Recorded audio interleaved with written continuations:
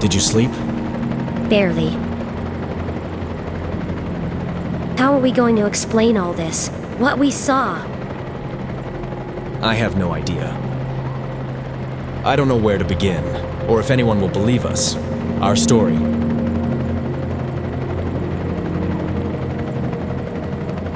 At least we're home. Yeah. Daylight, July 25th, 1998.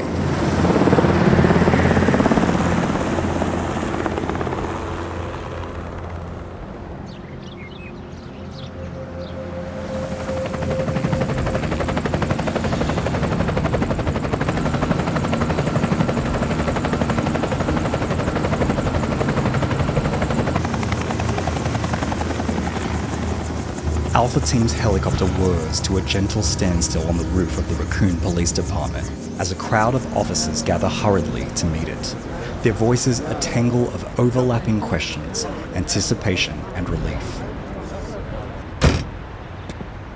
From behind a heavy thud of the sliding side door, the 5 survivors of the Raccoon Forest Mission emerge into daylight, squinting through eyes tired, dazed and injured, as a symphony of the city's sounds blare relentless in the cold morning air.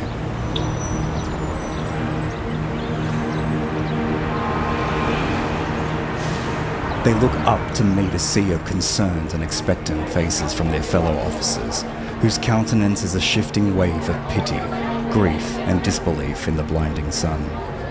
These 5 are the last of the vaunted S.T.A.R.S, Special Tactics and Rescue Service Unit, once the crown jewel of the Raccoon Police Department. 13 had left the precinct 2 days earlier to investigate a series of gruesome murders in the Arklay Mountains, and these tattered few are all that remain.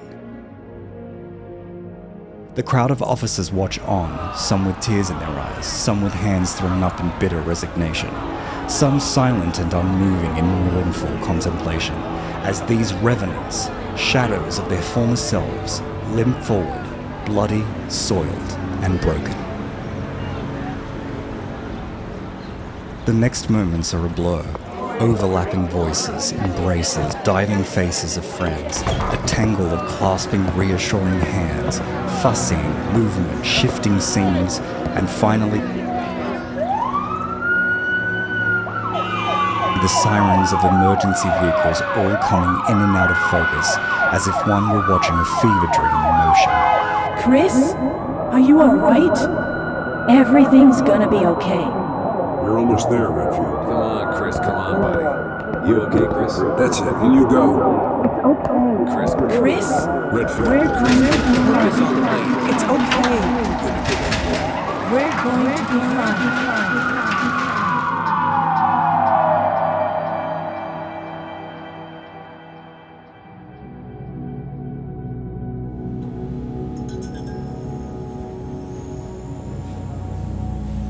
Chris Redfield awakens to the harsh light of a buzzing fluorescent light as the bustling of doctors and nurses at Raccoon General Hospital sharply rouse him from his haze.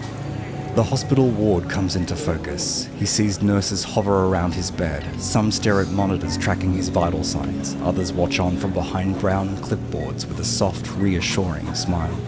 A kindly male doctor looks down at him from above, the light on the ceiling giving the effect of a smudgy, blinking halo behind his head.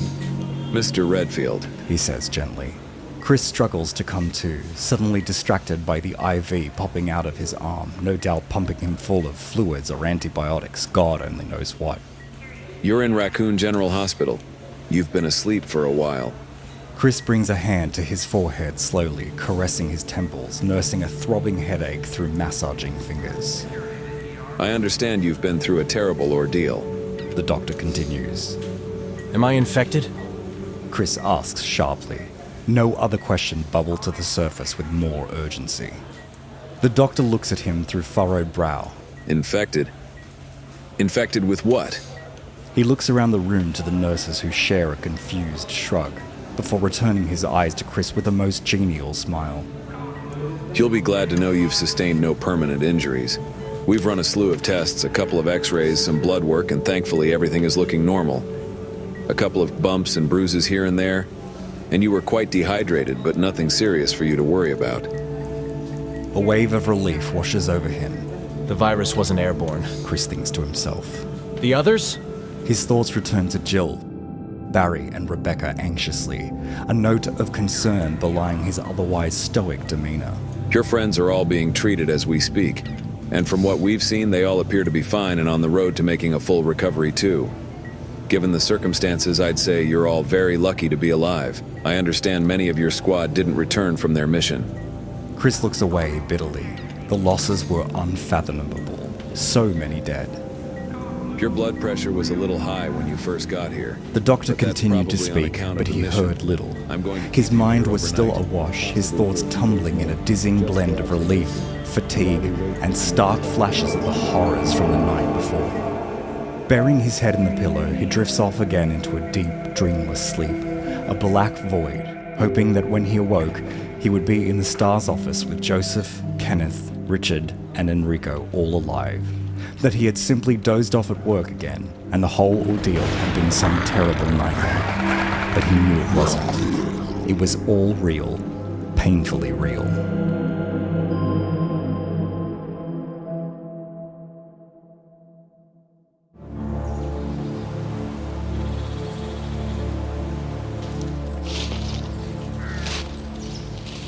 On the morning of August 5th, an Umbrella operative comes upon the charred ruins of the Arclay Mansion laboratory. He has been tasked with surveying the wreckage of the experiment and to report any sightings of a viral leakage. As of August 5th, He writes, there are no signs of viral leakage in the surrounding area. However, we must continue to monitor the area with extreme caution. Our secret operative Albert Wesker is MIA and is presumed dead. However, we have just received information that Jill Valentine and Chris Redfield are preparing to report the incident to the press and their police chief. I request that this matter be addressed with the utmost urgency.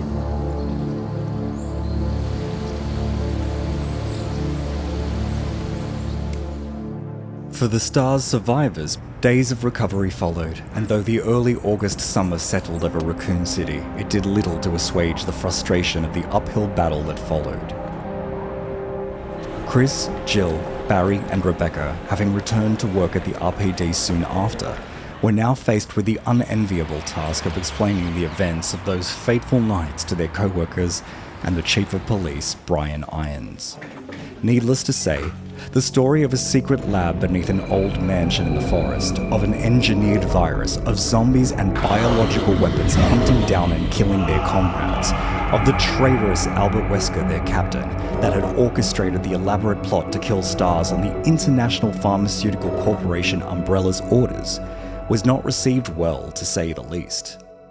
Met instead with skepticism, disbelief, ridicule, and even vilification by some of their colleagues, Chris and the other surviving S.T.A.R.S members persisted, making a number of attempts following their recovery to report Umbrella to the authorities.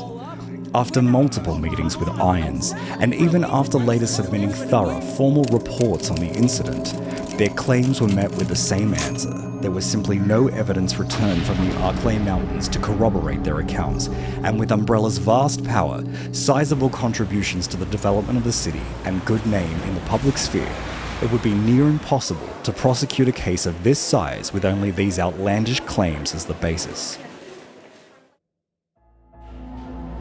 Frustrated, bewildered, and dejected, Chris and the others refused to give up the fight. They had to expose Umbrella's secret bioweapons research and make everything they had learned about the T-virus public. If not for them, then for all their fallen comrades who had died at Umbrella and Wesker's hand. By August 8th, some 2 weeks after the now-coined Mansion incident, Let's go over this again because I don't think you're listening. Chris tries once more to reason with Irons about Umbrella and the T-virus research they were conducting in Arclay, and how their escaped bioweapons were responsible for the deaths of the missing hiker group and the other S.T.A.R.S members, but once again, his protestations fell on deaf ears. Dead.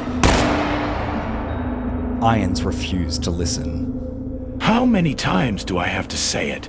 You can't accuse Umbrella of this crazy shit without evidence.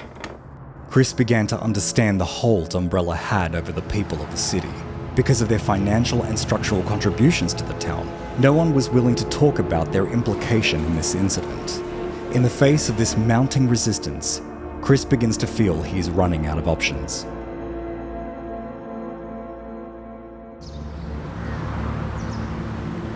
Shortly after, Chief Irons makes the decision to disband S.T.A.R.S, citing too many personnel losses to maintain the unit in their current workload, and that effective immediately, their investigations and cases would be handed over to a select police force within the R.P.D to continue. I don't have a choice. My hands are tied. Though the disbanding was never made officially public, it had a devastating effect on the remaining 5 survivors who felt it added insult to injury. All except for Brad Vickers, that is, who timidly sided with Irons, wanting not to compound the obvious escalating tension between them and the boss, and wanting to protect his job within the precinct foremost. With little incentive to remain in the R.P.D following the dissolution of S.T.A.R.S, and after handing in her report on the incident, in which she deterred the police from pursuing Billy Cohen, Rebecca makes the decision to leave Raccoon City. Before departing, she presents all that she had learned from her investigation of the Umbrella Management Training Facility, of Dr. Marcus, Spencer, the Progenitor, and T-viruses, to Chris, Jill, and Barry, knowing that they would continue the fight against Umbrella with perseverance and integrity in her absence.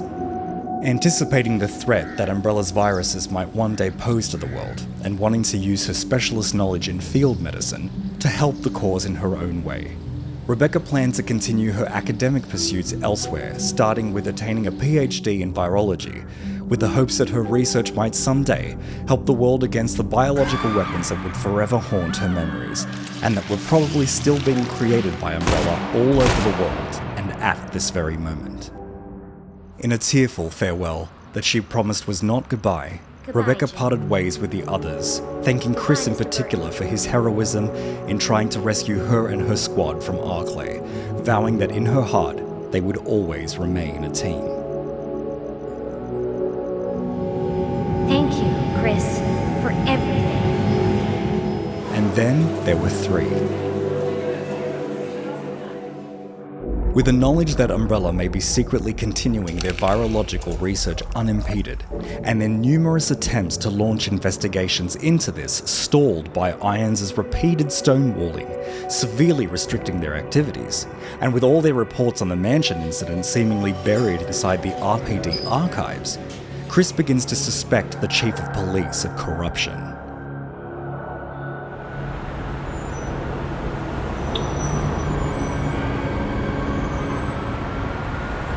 Chris contacts the Section Chief of Internal Investigations for the FBI, requesting a formal internal investigation of Umbrella, as well as a thorough investigation of the R.P.D and foremost its chief, Brian Irons.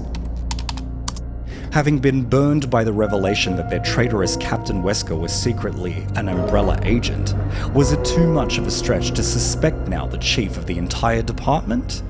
That the man whose signature dots the S.T.A.R.S ID cards might be on Umbrella's payroll too. Just how far does this conspiracy go? Chris wondered, in a daze of cynicism and distrust.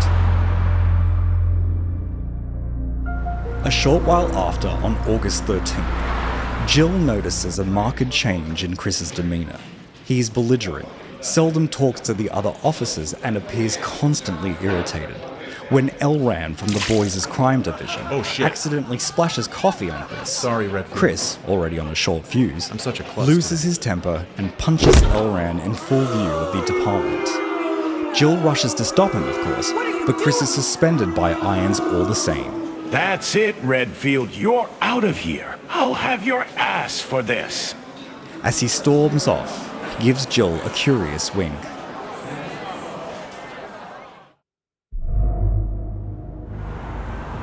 Midnight, on Saturday, August 15th, Chris invites Jill to his apartment. Chris? It's Jill. Jill? Come on in. She barely crosses the threshold before Chris thrusts several pieces of paper into her hands, a collated virus research report titled simply G. Chris knows that Umbrella is working on another virus. He had learned about it from a notebook which their traitorous captain Albert Wesker had on his person in Arklay, and he had been obsessed with finding out where it was being developed ever since. It's not over yet. He tells her bitterly. The nightmare still continues. What? Here, it becomes obvious to Jill. Chris got himself suspended on purpose so he could devote more time to investigating the G-virus. She watches him with a mix of admiration and pity, realizing how tirelessly he has fought since the incident to expose Umbrella. Persistent, unrelenting, without rest, and without telling her. With unwavering determination, she aligns her mind with his, vowing not to let him face this ordeal alone. United in purpose, the two former S.T.A.R.S partners embark on a covert investigation seeking the location of the cradle of the G-virus.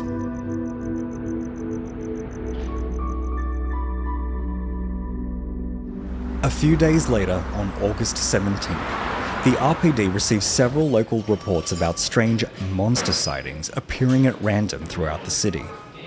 Their fears were becoming realized. It's me. I don't believe it. What's wrong? Oh my god.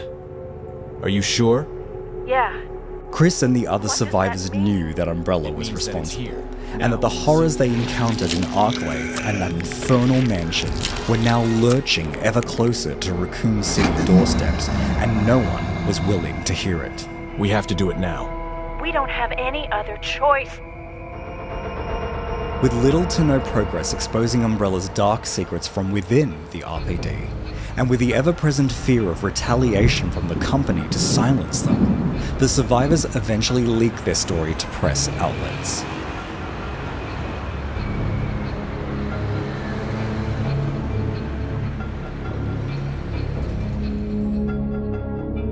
By August 21st, the media and federal police had begun their investigation into Umbrella's affairs. Separate, yet concurrent probings into their recent activities, donations and maneuverings. The wild claims made by the surviving S.T.A.R.S members catches the attention of journalists from all over, including Ben Bortolucci, an ambitious freelancer with a passion for exposing injustice, and an equally ambitious hunger for the money that would surely come from an expose of this magnitude. The claims were printed, but whether or not they were believed was another matter. Umbrella Investments had done much to develop Raccoon City. The business district was booming, new industries were relocating to the town, and many citizens moved their families in for the gainful employment and the relatively high quality of life. Umbrella's name was synonymous with progress, development, philanthropy, and healing. A perception that was difficult to unseat with outlandish, unsubstantiated reports of zombies and monsters in the Arklay Mountains. Most people chose to ignore the crazy claims as tabloid fodder, desperate attempts to sell magazines and papers, preposterous lies to ruin Umbrella's good name and to make a buck while doing it. But the survivors of the mansion incident could not, would not sit idly back to wait for the results of these investigations, or the citizens' minds to change on the matter, especially with the steadily increasing reports of alleged monster sightings within the city boundaries. I know it sounds crazy, but I know what I saw. It was a monster. It was on the edge of town. You've got to believe me. And with Umbrella's suppressive retaliation surely imminent. Continue to monitor their actions. If they produce any evidence as to the activities of our research, dispose of them.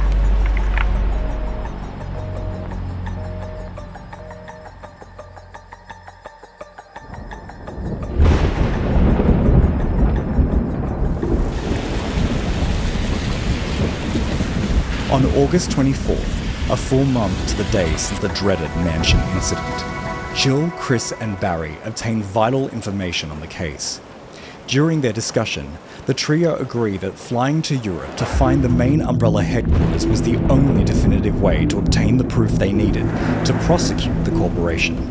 Umbrella simply had to be stopped before the completion of the G-Virus, which was, according to what they had found out, said to be more virulent than the Tyrant virus.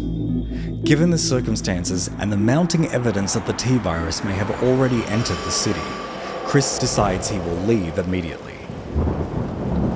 Knowing that he would endanger his sister Claire if he were to tell her of Umbrella or his plans to move against them, he pens an apology in his diary, asking her to forgive his sudden departure. Please forgive me, Claire. He leaves the diary on his desk at the R.P.D. for Claire to find should she come looking for him. Barry, fearing recrimination against his wife and daughters, whom Wesker had previously threatened and could still conceivably be under Umbrella's surveillance, resolved to move them safely to Canada before following Chris, aiming to join up with him in Europe sometime in September. I'll see you when I get there. Take care of your family. Jill decides to remain in Raccoon City a little while longer to continue her own private investigations, believing, based on her research, that Umbrella could be operating out of a secret facility somewhere in town. She agrees to follow Chris and Barry to Europe in a month or so, where she expects the real battle against Umbrella will begin. With their three-pronged plan in order, and each resolved to pursue their own cause, the three go their separate ways, and by nightfall, Chris and Barry had gone, leaving Jill and Brad the only surviving former S.T.A.R.S members left in town. Chris, Barry, be safe, my friends. Watch your backs out there.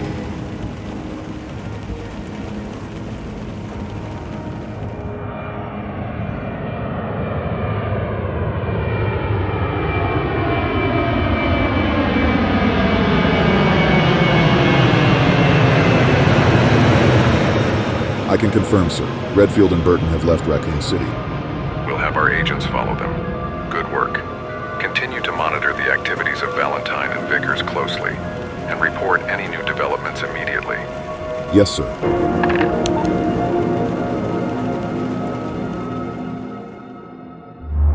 September rolled in like an unfurling fog, as the city was blanketed in more rumors and speculation.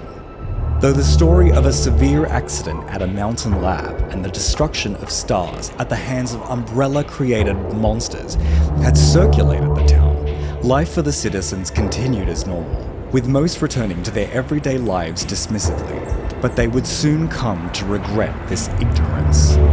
The reports of alleged monster sightings increased, alongside unexplained disappearances of citizens, some of which were later found dead.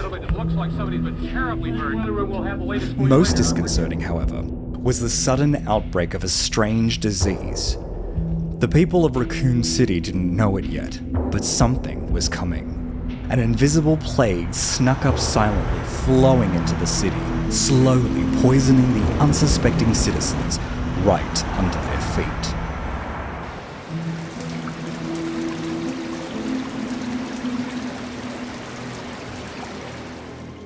The illness crept on slowly at first. An old factory worker's sudden itch, a fever, a general unwellness that did not abate with the passing days. A concerned friend looks in on them and realizes he hasn't been feeling too well either lately. On and on did this continue, everywhere, all over the city.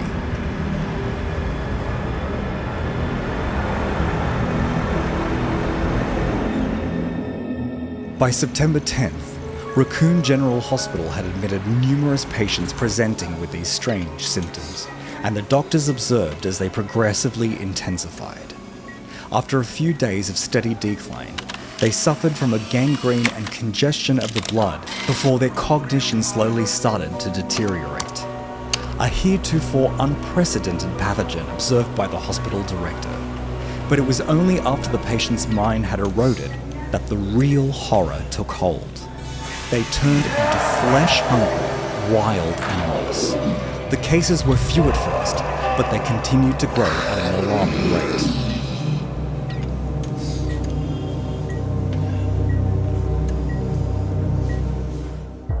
September 18th, and no end in sight to the sudden influx of patients presenting with the same unknown disease. Both Spencer Memorial and Raccoon General are inundated with sick patients flooding the emergency and outpatient wings as hospitals became overcrowded ground zeros for this disease. Doctors and medical personnel work tirelessly to find a cure, but the situation grows ever dire. They cannot cope with this number of patients, and worse, many of the staff are beginning to show signs of the same symptoms. Confusion and panic erupt like wildfire through the streets, such as on the night of September 23rd, when a series of riots spring up all over town. At Warren Stadium,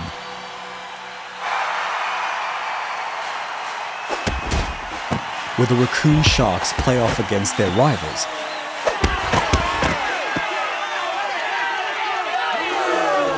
citizens infected with the disease appear and attack spectators.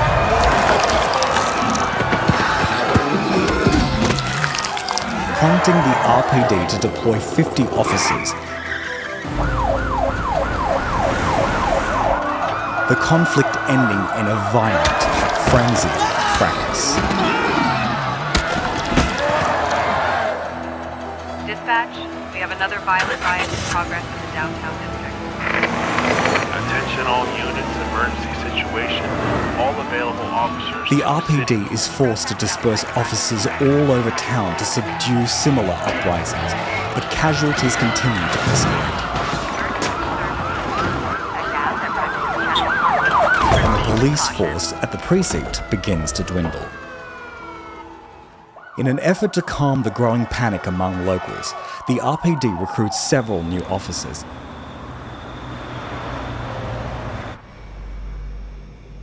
Including one, Leon S. Kennedy, one of the more promising new recruits. As Leon prepares to join his new unit inside the city, he attempts to contact the captain who hired him.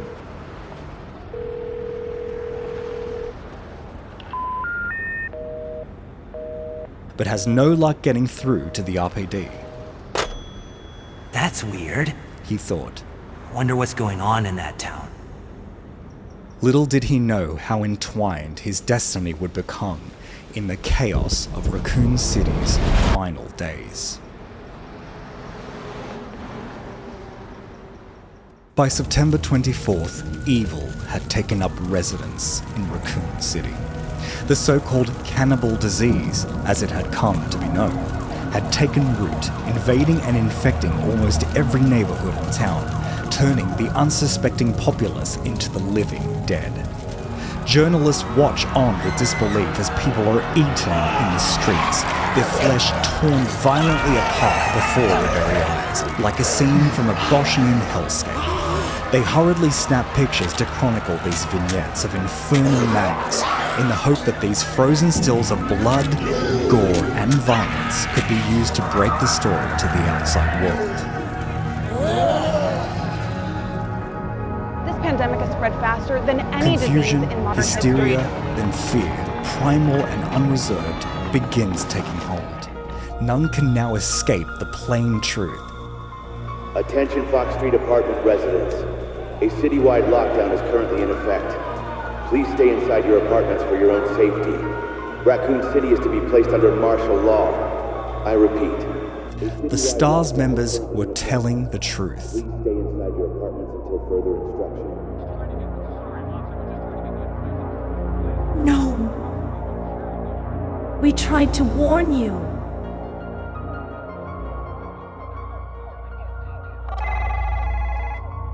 Yes. People cursed their foolishness and their ignorance, but the nightmare had already begun. The future was out of their control.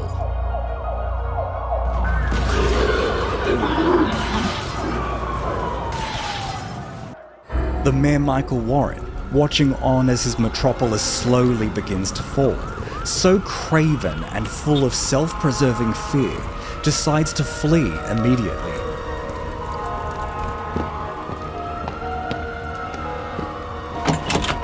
even leaving his daughter Catherine behind in Chief Irons' custody at the R.P.D. Rationalizing that she would be safe there. Catherine! Come here, dear. There's something I want to show you. In a city that anyone could plainly see was days away from the brink of collapse. In the face of all this abject chaos, riots, outbreaks and destruction, the US Army barricades the roads leading in to Raccoon City and isolates much of Arklay County from any contact from the outside world. The US Department of Defense places the city under martial law as tens of thousands of residents succumb to the rampant cannibal disease and become violent, flesh-eating zombies.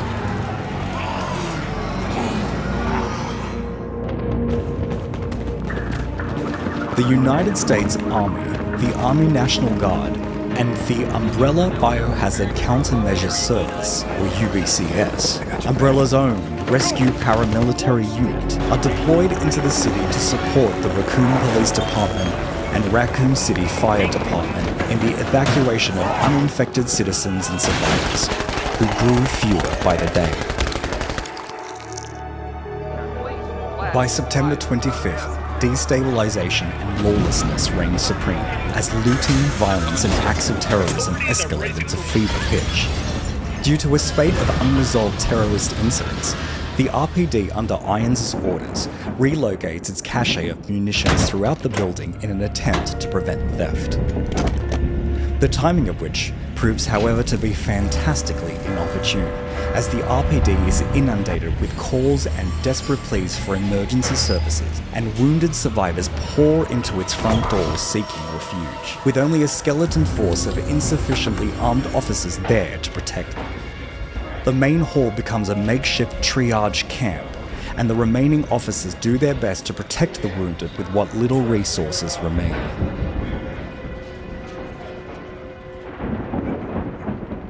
Raccoon City is a nightmare made manifest by September 26th, as the roads groan with the haunting slurs of the undead. Helpless survivors are stalked in the streets, trapped in their cars, doomed to be torn apart by a wall of flesh-eating hordes marching forth unbroken.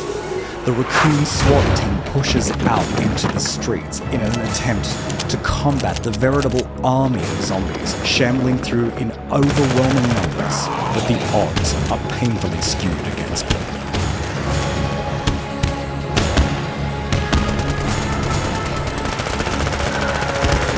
Raccoon General Hospital similarly sees its darkest day, as most of the surviving doctors and staff lose their lives in a battle against the so-called zombie patients. The hospital becomes undone, and the director, who has so tirelessly sought to find a vaccine for the disease, grapples with the realization that he too has become infected. In his final moments of lingering humanity, he hopes his research will help those that remain to produce the cure.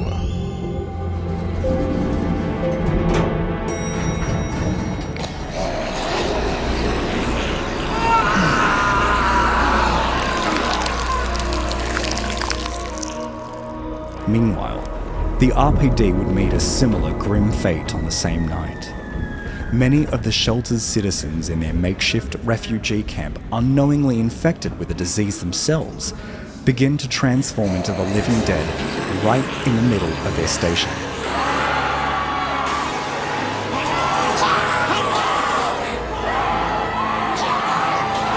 Just as an overwhelming host of the creatures from outside burst in, culminating in a spectacular attack on the precinct that injures many and kills even more.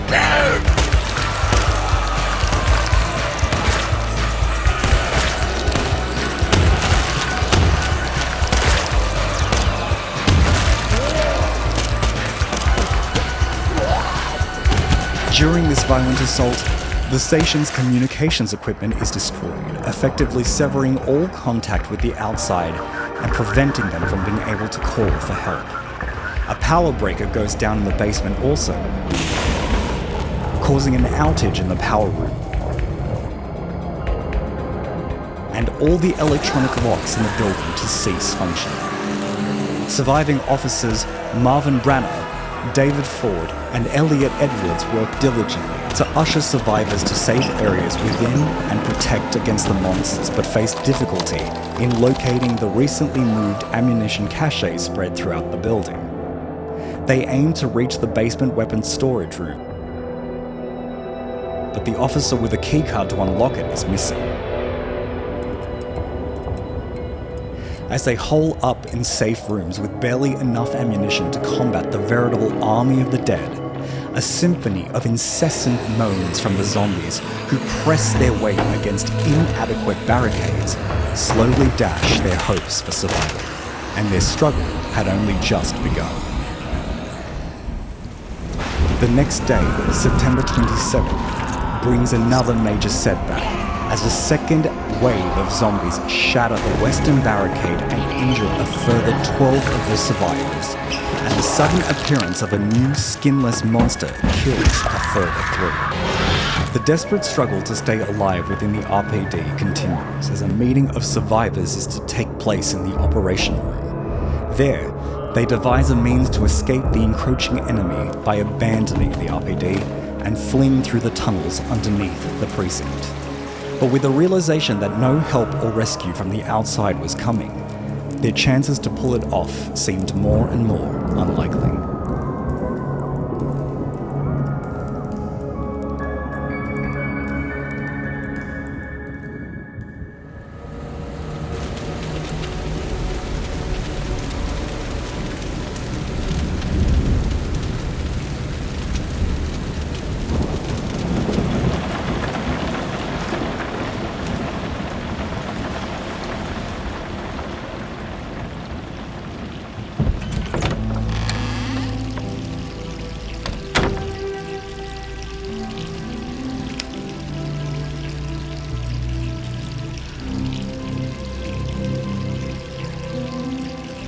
Jill Valentine has been trapped in her apartment for days since the major outbreak and the quarantining of the city under martial law. A haze of sirens, fire, blood and bullets just beyond her apartment window. Or is that just from the pills? She has spent weeks investigating Umbrella, its major players, and from where inside the city they could be operating from, whilst the nightmare that she and her compatriots tried to warn the people of Raccoon City about was alive and walking the streets outside, claiming thousands of innocent lives by the day. No one had believed their story, and that fatal mistake had led to their ultimate destruction. The consequences of inaction, antipathy, and a willful ignorance where Umbrella was concerned. She wonders if she should have left alongside Chris, Barry, or even Rebecca last month, who had the sense to leave the city before it became a war zone. And what had become of the police department with whom she had lost contact? How many of her fellow officers were even still alive?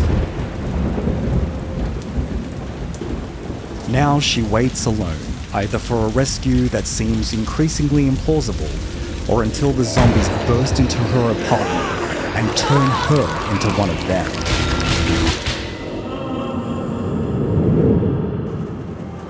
But in these pangs of despair and regret, her determination rises above all else. A determination to escape Raccoon City and rejoin her comrades in Europe, that they might together finally put an end to Umbrella Inc. and make them pay for this unconscionable tragedy.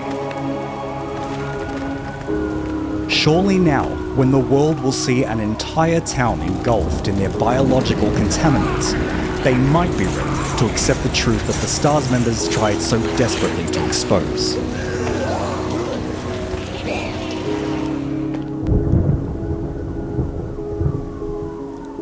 as she slowly succumbs to a chemically induced fatigue from the tablets on her nightstand after spending days in a state of hypervigilance and sleeplessness. Jill makes a silent promise to herself as she drifts away into sleep in the early hours of September 27th, that when she awoke, she was going to make one last stand, her last escape from Raccoon City.